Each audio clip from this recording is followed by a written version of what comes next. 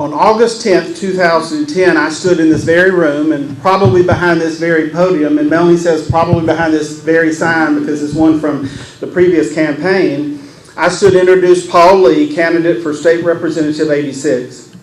And during that introduction that day, I talked about multiple things, starting with food, which is natural when Paul and I are concerned, friendship, fellowship, faith, follow-up, and family, among other things. It was one of the easiest introductions I've ever been asked to do, and today is no different. I'm not going to mention everything I did back in 2010 because you all know Paul as well as I do, and some of you know him even better than I do. But today I want to focus on one thing, and that's dedication. And I'll begin with family because Paul is dedicated. He's a dedicated husband to Ellen, a dedicated father to Beth, a dedicated son to Mr. Burrell, who's with us today, a dedicated son-in-law to Ellen's mother, Mrs. Weiss. He also was extremely and incredibly dedicated to his late mother, Willa Dean. I saw firsthand the love, support, and dedication that he showed his mother in her last years. I believe that it is when people are suffering and going through sad times in their lives that you see their true character. As an only child, Paul faced a lot in a couple of years, and he handled each and every issue in a way that gained him even more respect from me. Paul is also a dedicated representative for District 86.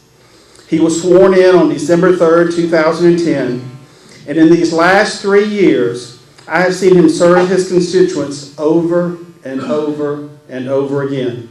And I don't just hear about it on the news, even though I do see it a lot on the news. And I don't just hear about it on Facebook. I see it firsthand and in person. He ran for this office, got elected, and knows that he is representing a lot of people with different views on many issues. And he accepts that. The key for me about Paul is that he listens to everyone, but especially those that disagree with him on an issue. He listens to their point of view. He asks questions. He does a lot of research.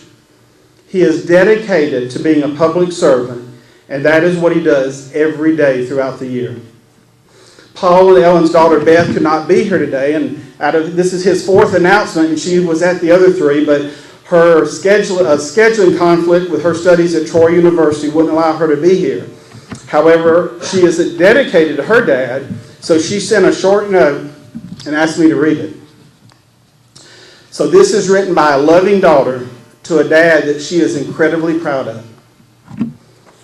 I hope I can get through this. Dad, since I am not able to be with you on this important day, I wanted to let you know how very proud I am of you. You are a wonderful representative and public servant. I am thankful for your example of staying grounded and keeping your priorities in order. I have always been confident that you had time for me. You have shown great leadership while maintaining a servant heart. My prayers are with you and Mom today, as you have always made sure your family was in agreement with you seeking office. I wish I could be there, but know that I am 100% supportive. I love you, Dad. Beth.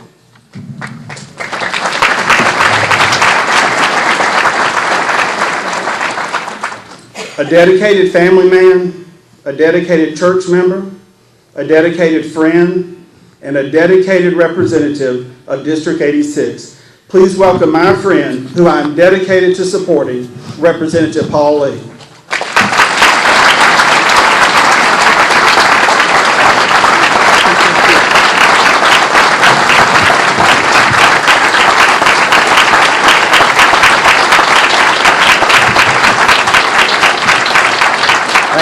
Thank you. I didn't know anything about that letter. That's kind of hard to follow up behind.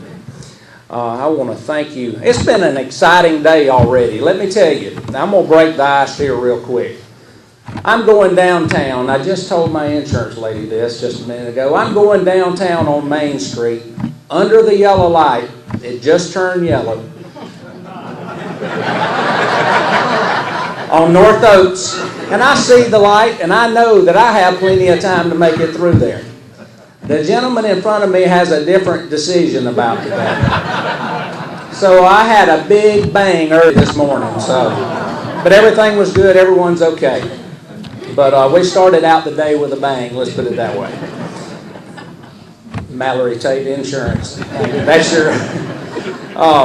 Thank you all for being here.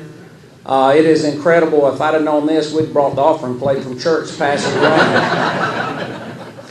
There are a lot of people here that I know all of you, but there are also a lot of the mayors that are throughout our small towns. I see commissioners, councilmen, chairman of the commission. I thank all of you. Let me tell you, in the times that we're in today, it's so important to have that working relationship with those local people, because with the curveballs that are a lot of times thrown from us out of Washington, we have to work together and stick together, because we see the people we represent every day, and we have to make sure that we can face you in the grocery store or church or wherever the case may be. I saw Donnie. I think Donnie was the only one I saw. Representative Chastain, thank you for coming. He represents part of Houston County as well, very like-minded like you and myself. He's been great to get to know and to spend a lot of time with. We actually spend from 9 o'clock in the morning sometime till 3 in the morning the next morning. So you learn people very quickly. So he's been a great guy. As many of you know that I want to introduce the most important folks. My dad is here. Raise your hand, Dad. Burl Lee. Thank you for being here. I have a lot of family members that are scattered all around. And Walter, I want to tell you thank you for that introduction. Where'd you go? You're a dear friend. I thank you for that. I didn't pay him either, and I appreciate it. And Ellen, would you come up here, please, ma'am? Ellen is not very political. If she had known that I was going to run for office 32 years ago, I believe she'd said no when I asked her no. Very possible. So she's been by me, stood by me, questioned me, and everything else that a spouse should do. And I appreciate her, and thank you for being here and standing by me in all the times, even in the good and the bad. Thank you. You want me to explain? Yes. Oh yeah, we're getting into this together. You don't stand by me. As many of you know, I was in my second term as city commissioner when I ran for this in 2010. And it's because of many of you that I was elected for the House of District 86 in 2010. I want to tell you thank you for allowing me that opportunity. It was certainly humbling to be elected first. And what was even more humbling is when you walk up there for the first time and you see the situation that our state was in. Basically, our state had no money. We had borrowed money and we were required to pay it back. But it was exciting times. I do believe that we turned those challenges into opportunities. I think that's exactly what we've done over the last 3 years. I do believe that I've been a part of making positive changes in the state that has directly affected our wiregrass. And it's because of you, and I appreciate that. Unlike the federal government, I'm going to go over just a couple of things to keep it very slim because I know your time is limited. But unlike the federal government, the state of Alabama, we have to have a balanced budget, which that's a good thing. We have to make sure that you do just like you do in your businesses and like you do at your personal home. We had to make sure that we didn't have more money going out than coming in. An old saying that my dad has said, you'll never fill a drum up when the bottom hole is bigger than the top. And that's exactly where we were in 2010. So we had to make some radical changes. Very tough decisions. Some of them were very easy because they were low-hanging fruit. Some of them were very difficult because we actually got into meat of the state. To give you an idea, since 2010, we cut $1 billion out of our budget. That's with a B, $1 billion.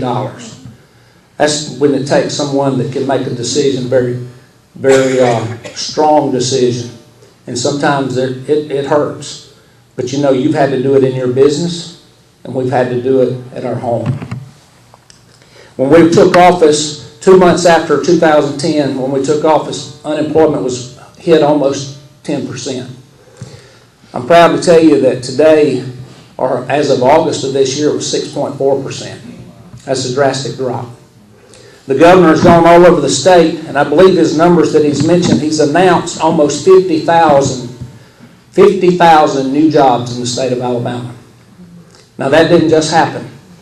That was because of legislation that we passed in the House and the Senate over the last 3 years that tore down those barriers and those walls and made the state of Alabama equal and even better in some places, in some states, with their tax breaks. And the whole state has benefited from that. Today we have a company here today that our Wiregrass benefited from. I was able to carry a bill that leveled the state of Alabama with 11 other states across the southeast. They gave tax breaks and even made it a little better because we actually added not just fixed wing, we added rotary wing. As soon as that happened, we were seeing businesses leaving before that in the aircraft business. Now we're seeing them come in. We're fortunate to have commercial jet come in from Miami. David, yes, that's right. Please stand. Yeah.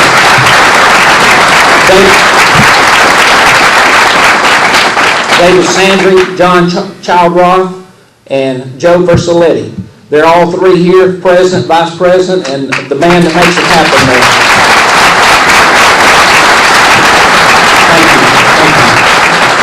David flew in from Miami. I was impressed. I tell you, that's a pretty big deal. But I tell you, those are exactly the things that we as a state have to do. And fortunately, we were a benefactor right here in our Wiregrass. It's going to get better. They're going through FAA licenses now. They're about to finish that. As soon as that do, you're going to see that place blossom out there. We're very fortunate. And I know that everything is not perfect. We still have a tremendous amount of challenges. A huge amount of challenges ahead of us. But as I said before, those challenges, just like those companies leaving the state, let's turn those into opportunities. And we've seen that happen over the last several years. And we want to continue to do that. I don't think that I always know all the answers. By no means. That's exactly why I think it's so important to be out in the community and to communicate with those of you that I see quite often. Most of you I see pretty regularly. Communicate and engage myself, whether it be speaking at a church function, organization, Rotary, wherever the case may be, and be able to hear you. Because most of what we do originates from you. And so that's exactly what I think your representative in this position should be doing. And I think we've shown that. You know, one thing that I've seen and heard so much is smaller government is better. I agree 100%. The smaller the government is, the better that we are. And that's what our goal has been. Yes, the last 3 years and to finish this 4th year, we've tried to promote those new businesses to come into the state. But what our next quadrennium will be is we're going to work on the existing businesses. Because you, the small business owner, is what makes this country tick. And we know how important that you are. So we're going to target those areas in the next 4 years. I want you to know I have enjoyed greatly the last 3 years. I want to tell you thank you for allowing me to serve. I believe I've been effective. And because of that, today, I now announce that I'm announcing my candidacy for re-election for the House District, Representative House District 86.